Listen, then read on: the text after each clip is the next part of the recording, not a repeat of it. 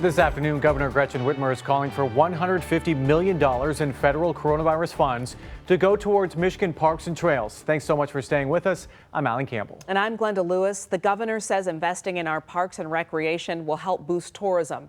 Her plan must be approved by lawmakers, which may not be an easy feat. 7 Action News reporter Brian Abel with a closer look at how these rescue funds will actually be used. Brian?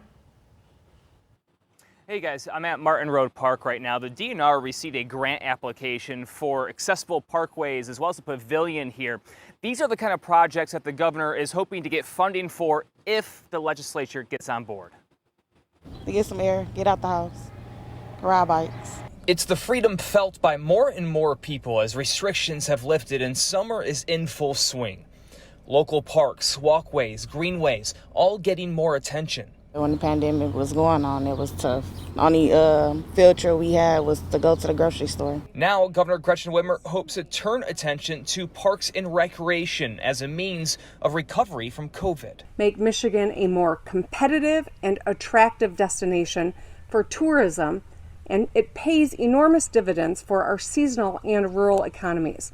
We also know that COVID disproportionately hit our tourism and hospitality sectors. The governor is proposing $150 million of the Biden administration's American Rescue Plan funds go to Parks and Rec.